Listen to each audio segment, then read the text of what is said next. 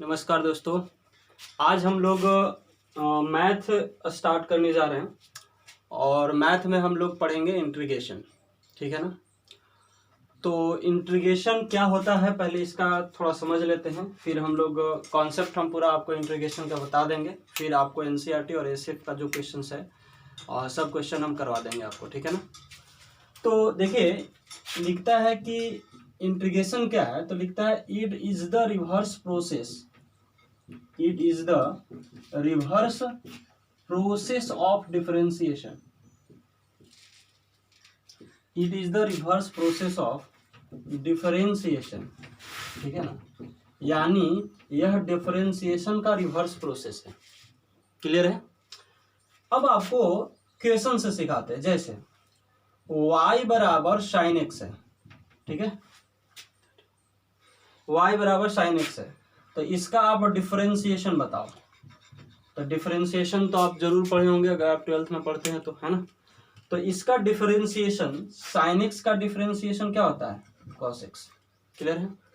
और हमने क्या बताया है डेफिनेशन कि इंटीग्रेशन का डेफिनेशन क्या है कि it is the reverse process of integration, sorry differentiation, यानी डिफरेंशिएशन का जो रिवर्स प्रोसेस होगा, जो उल्टा प्रोसीजर होगा उसी को इंटीग्रेशन कहेंगे। ठीक है ना। पहले याद रखिएगा इस साइन को इंटीग्रेशन का साइन कहा जाता है। क्लियर है। और अगर हम इसमें cos x dx लिखें, इंटीग्रेशन लिखने का तरीका है ये साइन और यहाँ पे dx और ये जो इसको लिखना चाहते हैं। अब देखना साइन का डीसी cos, तो cos का इंटीग्रेशन साइन, कहां से, यहां से, क्योंकि हमने क्या बताया है कि जो डिफरेंशिएशन होगा इसी डिफरेंशिएशन के रिवर्स प्रोसेस को इंटीग्रेशन कहते हैं, है ना।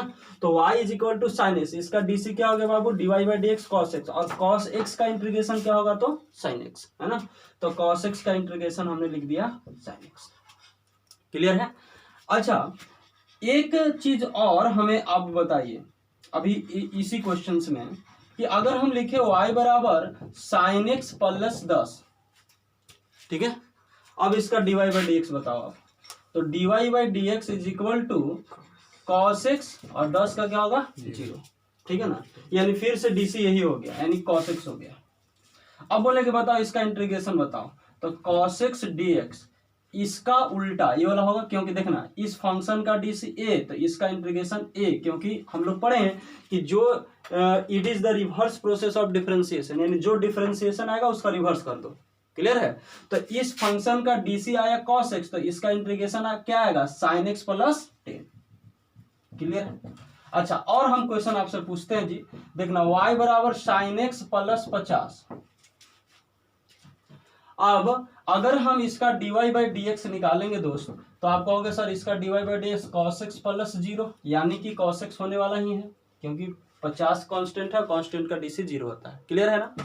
अब अगर बोले कि चलो इसका इंटीग्रेशन बताओ, तो जो अब बताओ इसका डीसी a, तो इसका इंटीग्रेशन ये होने वाला है साइन एक्स प्लस 50।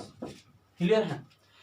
और हम इसी तरह से बहुत सारे फंक्शन लिखते चल जाएंगे, बहुत सारे फंक्शन अगर हम लिखते चल जाएं तो सब मैंने साइन एक्स का cos x, sine x plus 10 का cos x, sine x plus 50 का कॉस एक्स, अगर हम लिख दें कि y बराबर साइन एक्स, ठीक है, साइन एक्स माइनस 100, तो इसका डीसी बता, तो इसका डीसी आप बता दोगे क्या, बताओ।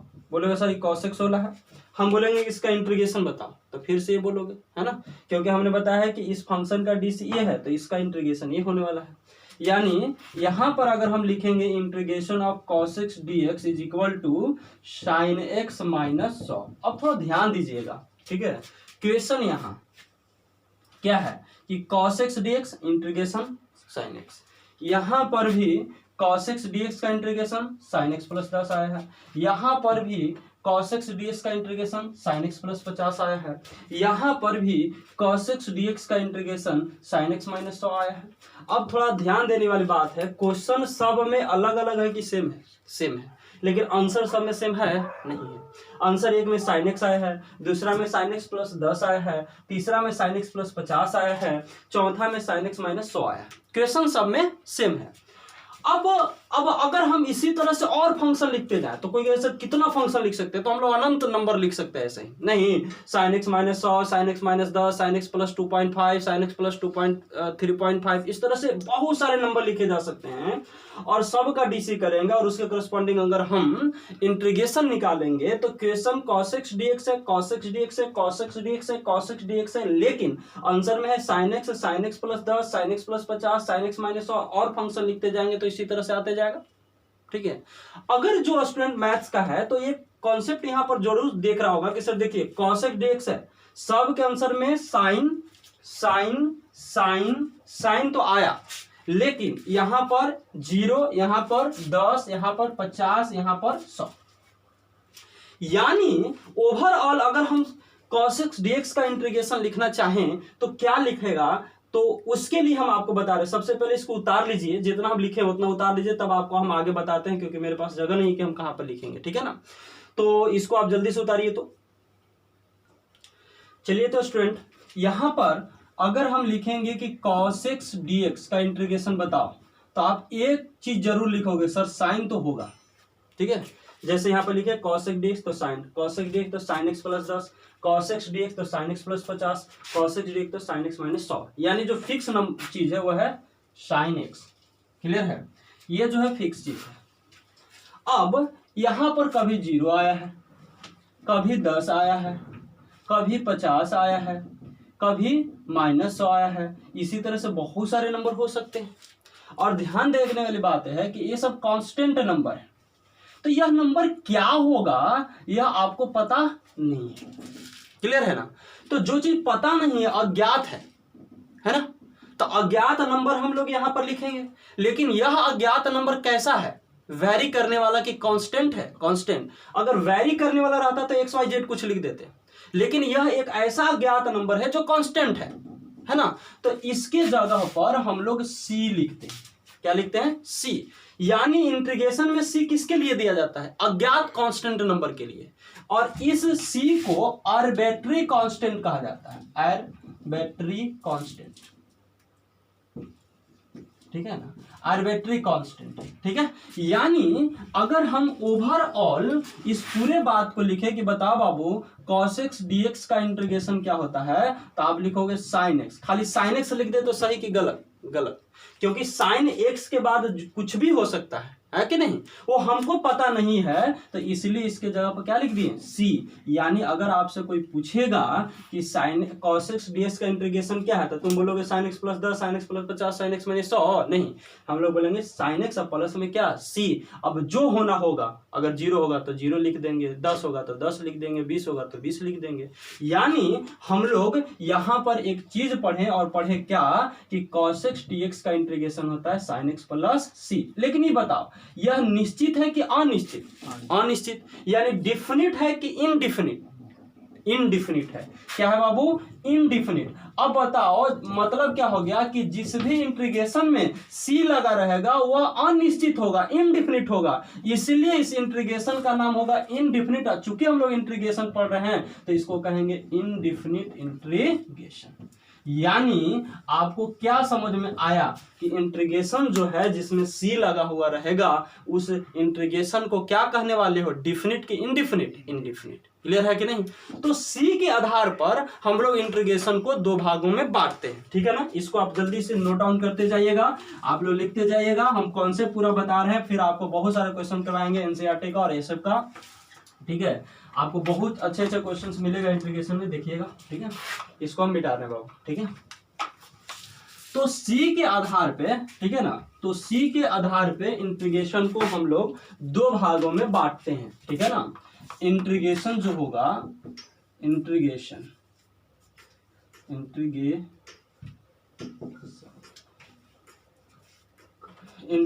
जो हो जाएगा बाबू, दो हो जाएगा। कौन कौन, एक हो गया इनडिफिनिट और एक हो गया डिफिनिट। ठीक है, इनडिफिनिट इंटीग्रेशन, जैसे अगर हम बोलें कि एक फंक्शन है f डैश x dx, तो इसका आंसर आ जाएगा fx। अगर इनडिफिनिट है तो इसके जगह पर क्या लिखेंगे, c। यानी जिसमें सी लगा हुआ वो इनडिफिनिट हो गया। क्लियर है? डिफिनिट की पहचान रहेगा बाबू, जैसे ए से बी रहेगा और रहेगा एफ डैश एक्स। क्लियर है? और यहाँ पर जैसे आएगा, अगर मान लो कि देखो क्या बताएं, एफ डैश एक्स का इंटीग्रेशन है एफ एक्स, है ना, तो उसी तरह से एफ डैश एक्स का इंटीग्रेशन क्या होगा, एफ एक्स और प्लस में सी। और लेकिन इसका जो लिमिट दिया है ए से बी, ए को कहा जाता है बाबू लोअर लिमिट, क्या कहते हैं, लोअर लिमिट, और बी को क्या कहते हैं बाबू, अपर लिमिट। ठीक है ना, अपर माने ऊपर वाला, लोअर माने नीचे वाला, अपर लिमिट। तो ये लोअर और ये क्या हो गया, अपर। क्लियर है ना? अब न्यूटन नेबुलाइज थ्योरम कहता है कि सबसे पहले अपर लिमिट को बैठाया जाता है और उसके बाद लोअर लिमिट को बैठाया जाता है। तो अपर लिमिट बैठेगा तो x के जगह पर b हो जाएगा, अब प्लस c तो है ही है, और फिर क्या होगा माइनस, फिर क्या लिखोगे अब की बार एफ ए, अब प्लस में क्या रहेगा c।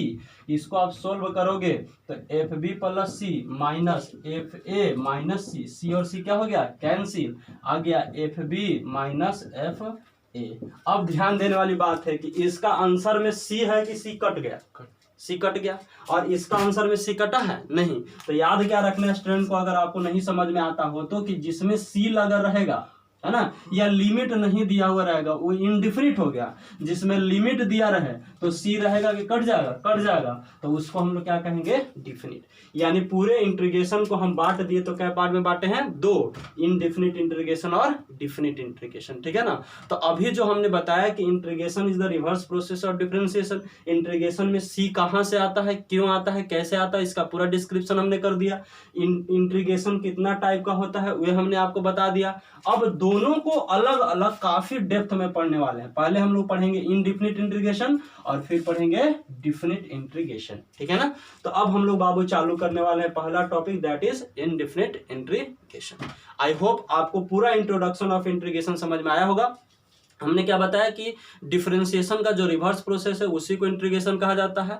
ठीक है? इसमें सी कहां से और क्यों आता है हमने आपको बता दिया। ठीक है? सी एक अनिश्चित कांस्टेंट है, आर्बिट्रेरी कांस्टेंट कहते हैं, जिसमें सी लगा हो इनडिफिनिट और जिसमें सी नहीं लगा हो डिफिनिट। ओके, चलिए देखो बाबू, अभी तक हमने आपको इंटीग्रेशन का क्या बता दिया, परिचय बता दिया, इंट्रोडक्शन क्या होता है। ठीक है ना? तो अभी हम लोग पढ़ रहे थे इंट्रोडक्शन ऑफ इंटीग्रेशन।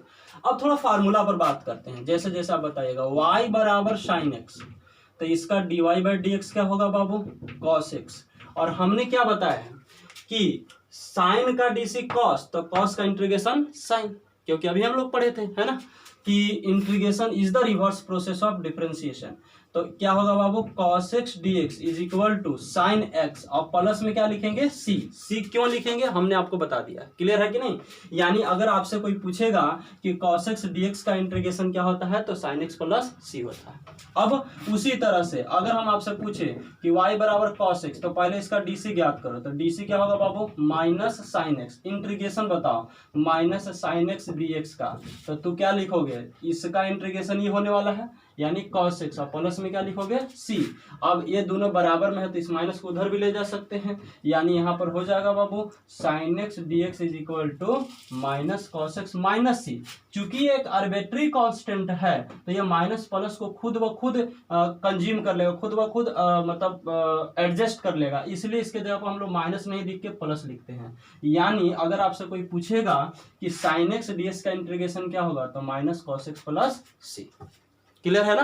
तो एक कॉन्सेप्ट है कि कैसे इंटीग्रेशन आता है। अब हम क्या कर रहे हैं कि पूरा फॉर्मूला लिख दे रहे हैं। ठीक है ना? और अब आपको क्या करना है, उसको याद कर लेना है, या आपका जो अगला होमवर्क है, होमवर्क क्या है ना कि सब इसी तरह से लिखिएगा और सबका इंटीग्रेशन हमको बताइए। जैसे अगर हम आपसे पूछें कि चलो y बराबर tan x का dy बाई डी एक्स बताओ, तो आप बताओगे क्या, sec x into tan x होता है। अब इसका इंटीग्रेशन बताओ, यानी इंटीग्रेशन क्या है, sec x into tan x into d x. इसका इंटीग्रेशन क्या होने वाला है, tan x वाला है, और प्लस में क्या होगा, c हो जाएगा। क्लियर है ना? तो आप लोग क्या करना कि अपने से सबसे पहले जिस तरह से हमने लिखा है वैसे लिखिए और सबका इंटीग्रेशन करते हुए आपको चल जाना है। हम अब यहाँ पर करने वाले क्या है कि सबका फार्मूला लिख देने वाले हैं और आप उसको उतार लीजिए, हम उस पर आगे क्वेश्चन करेंगे। ठीक है ना? देखो बाबू यहाँ पर गलती लिखा गया, tan x का डिफरेंशिएशन होता है sec square x। By mistake हो गया। तो अब इसका उल्टा करना होगा, तो यहाँ करोगे sec square x d x is equal to tan x plus c. यहाँ पर थोड़ा सुधार लीजिएगा, ठीक है ना। अब हम आपको पूरा फार्मूला लिख दे रहे हैं, अब चुपचाप आप जल्दी से उतार लीजिए, ठीक है ना। चलो बाबू, तो हम लोग 3 गो फार्मूला लिख लिए थे 10 तक, है ना। Cosec square d x is equal to minus cot x plus c, sec x into tan x is equal to sec x, cos x into cot x is equal to इतना। मतलब क्या करना है, आपको ये पूरा फार्मूला याद कर जाना है। क्लियर है? अगर आपको फार्मूला याद रहेगा तभी आगे क्वेश्चन बनने वाले हैं, ठीक है ना। तो आज एकदम होमवर्क है आपका कि किसी भी हाल में आपको पूरा फार्मूला याद होना चाहिए। देखना, लिखे डी एक्स बटा रूट अंदर इतना बराबर साइन इनवर्स एक्स प्लस सी, और फिर यही वाला लिखे, लेकिन इसके पहले क्या लगाया थे, माइनस, तो ये कॉस में जाएगा यहाँ, सॉरी कॉस, सिर्फ cos, cosec inverse x plus c. लेकिन कभी कभी क्या होता है ना कि ऐसे लिखता है। अब देखो सिंपल, ई वाला माइनस को अगर हम इधर लेके चल जाएंगे तो ये वाला बन जाएगा कि नहीं, डी एक्स बटा रूट अंदर x square is equal to minus cos inverse x plus c. तो देखना ये दोनों मैच करने लगता है, तो कई स्टूडेंट को दिक्कत हो जाता है, ठीक है। इसलिए हम यहाँ पर माइनस लगा के लिखे हैं ताकि दोनों डिफरेंट दिखाई दे। क्लियर है ना। लेकिन ये वाला भी कभी कभी किताब में रहता है, ये भी वाला भी रहता है, तो दोनों आप समझ सकते हो। कुछ नहीं किया गया, इस माइनस को उधर ले गया है। फिर ये वाला बड़ा इंपॉर्टेंट कॉन्सेप्ट है, डी एक्स बटा 1 plus x square is equal to tan inverse x plus c. कैसे आएगा, तो सिंपल है बाबू, हमने बताया था आपको कि y बराबर tan इनवर्स एक्स का डीसी बताओ, ठीक है। तो dy बाई डी एक्स क्या होता है, तो 1 बटा 1 प्लस एक्स स्क्वायर। अब हमने क्या बताया कि अगर इसका आप इंटीग्रेशन करोगे तो इसका इंटीग्रेशन करोगे तो tan आएगा कि नहीं। क्लियर है ना। तो वही वाला कॉन्सेप्ट यहाँ पर लिखा गया है। ये पूरे फार्मूला को याद उतार लीजिए। आगे हम आपको कुछ और 1-2 फार्मूला है उसको बता देते हैं, ठीक है ना। फार्मूला बताने के बाद हम लोग आज कॉन्सेप्ट पढ़ेंगे, और कॉन्सेप्ट पढ़ने के बाद फिर हम लोग एनसीईआरटी का एक्सरसाइज 1 करेंगे। लेकिन पूरा पहले कॉन्सेप्ट देख लीजिए, ठीक है। देखिएगा, अगला है कि y बराबर e के पावर x, तो बताओ इसका dy बाई डी एक्स क्या होगा। तो ये तो सिंपल है, यही होता है, ये आप लोग जानते होंगे। अब बताओ इसका इंटीग्रेशन क्या होगा, तो यही होगा। यानी अगर आपसे पूछेंगे कि e के पावर x dx का इंटीग्रेशन क्या होगा, तो e के पावर x प्लस में क्या c। एक और कॉन्सेप्ट है y बराबर, ये सब फार्मूला याद रखना है, इसका इंटीग्रेशन यही होता है, ठीक है। y बराबर log x, ठीक है ना। तो log x है, तो इसका dy बाई डी एक्स क्या होने वाला है बताओ, तो 1 बटा एक्स होने वाला है। क्लियर है। और अगर इसका इंटीग्रेशन 1 बटा एक्स है तो ऐसे लिख सकते हैं, सॉरी इसका डी सी 1 बटा एक्स है, तो इसका इंटीग्रेशन क्या होगा 1 बटा एक्स डी एक्स, इसका इंटीग्रेशन ही होगा। यानी क्या हो गया बाबू, log x प्लस सी। अगर इसी को बढ़िया तरीका से लिखोगे तो dx ऊपर चल जाएगा, गुना हो जाएगा, अब बटा में x is equal to log x plus में c। जिसको भी नहीं समझ में आया खाली याद रखो कि dx बटा x is equal to log x plus में c, और कोई दिक्कत नहीं। अब हम लोग आगे बढ़ते हैं, इसको 2 को आप जल्दी से उतारिएगा। देखिए, अब आगे एक और है जो लास्ट वाला फार्मूला, उसको देख लेते हैं, ठीक है ना। देखिएगा, क्वेश्चन है बाबू कि y बराबर x के पावर n, ये वाला डी से आप लोग पढ़े होंगे। तो dy बाई डी एक्स लिखोगे बाबू, तो n इंटू एक्स के पावर n माइनस 1। पता होगा कि n को बाहर लाते हैं और इसमें से 1 घटाते हैं। क्लियर है ना। अब करने वाले हैं इसका इंटीग्रेशन, तो इसका इंटीग्रेशन ही आएगा। क्लियर। तो देखना थोड़ा, integration of n into x के power n minus 1 is equal to x n plus में c होगा। क्लियर। अब बताओ n गुना में इधर जाएगा तो भाग में, कांस्टेंट नंबर इसलिए इधर ले जा रहा है, अगर वेरिएबल रहता तो नहीं ले जाते हैं। तो यहां से देखिएगा x के power n minus 1 into d x is equal to x के पावर n प्लस c बटा में n। क्लियर। अब इसको अलग अलग लिखोगे तो x के पावर n बटा n प्लस c बटा n, ठीक है। तो यहाँ से आएगा x के power n minus 1 into d x is equal to x के पावर n बटा n प्लस में c बटा n। c क्या है, कांस्टेंट नंबर के है ना। मान लो कि c 10 था, समझने के लिए 10, और n का मान 2 था, तो 10 बटा 2 इज इक्वल टू 5। ये फिर से एक कांस्टेंट नंबर बनेगा, और जो भी कांस्टेंट नंबर है उसको हम लोग क्या लिखेंगे, जनरली c लिखेंगे। यानी c बटा n को किससे रिप्लेस कर देंगे, c से। कोई कहे सर c बटा n, c को n से भाग देंगे तो c आएगा। आप समझिए कॉन्सेप्ट यहाँ क्या है कि c कांस्टेंट नंबर है, मान ले 10, n है 2, तो 10 बटा 2 इज इक्वल टू 5, और 5 कोई कांस्टेंट नंबर है, उसको सूचित करने के लिए किसका सहायता लेते हैं, c का। तो यहाँ से एक जो नंबर निकलेगा x minus n d x is equal to x के पावर n बटा n प्लस में c। लेकिन कोई कहेगा कि सर ये तो किताब में ये वाला नहीं रहता, किताब में दूसरा वाला रहता है ना। दूसरा वाला कौन वाला, देखिए ये वाला रहता है, एक्स के power n d x is equal to n plus 1 बटा में n प्लस 1 प्लस में c। ये वाला नंबर रहता है किताब में, ठीक है ना। आप तो ये बता रहे हैं, एकदम सिंपल, आप समझिए क्या है ये और इसमें अंतर है। देखो x के power n minus one dx is equal to x के पावर n बटा n प्लस में c, यही ना है। अब हमको एक नंबर से आप समझाइए, मान लीजिए कि हम ऐसे लिखे x के पावर 20 माइनस वन, n के जगह पर हम क्या लिखे बताओ 20, क्लियर। अब बताओ आंसर क्या होने वाला है, आंसर क्या होने वाला है बताओ, x 20 माइनस वन, तो 20 माइनस वन यानी जो n है वही n यहाँ रहेगा, बोलो। तो n के जगह पर कितना है बोलो 20, तो यहाँ पर भी क्या लिखने वाले हो 20 और नीचे में भी क्या लिखने वाला है 20 प्लस में c, क्लियर। अच्छा बताओ 20 माइनस वन कितना 19, यानी अल्टीमेटली है क्या 20 माइनस वन है कि 19 है, 19 है, क्लियर है। अब इसको थोड़ा और बढ़िया से ऑब्जर्व करिए, देखिए सोचिए, तो ये 19 है, 20 माइनस वन यानी 19, तो ये आंसर क्या है 20 बटा में क्या है 20। अगर ये 20 रहता तभी 21 बटा में 21, अगर ये 30 रहता तब 31 बटा में 31, अगर ये 40 रहता तो 41 बटा में 41। मतलब अगर मतलब क्या है कि आंसर में इससे कम है कि एक अधिक है, एक अधिक है।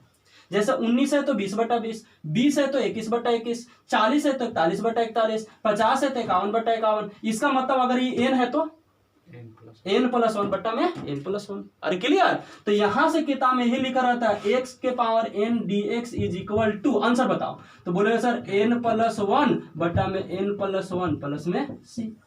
अरे अब क्लियर हो गया। यानी ये फार्मूला अलग नहीं है, खाली याद रखना है। याद क्या रखना है कि जो भी यहाँ पावर हो उससे होगा उससे एक अधिक पावर यहाँ रखना है। अरे क्लियर है। तो आज में हम लोग केवल फार्मूला इस लेक्चर में पढ़े हैं, अगले लेक्चर में इस पर हम लोग क्वेश्चन पढ़ेंगे और फिर हम लोग एक्सरसाइज करेंगे। तो आज के लिए इतना ही, अगले लेक्चर का इंतजार करिए।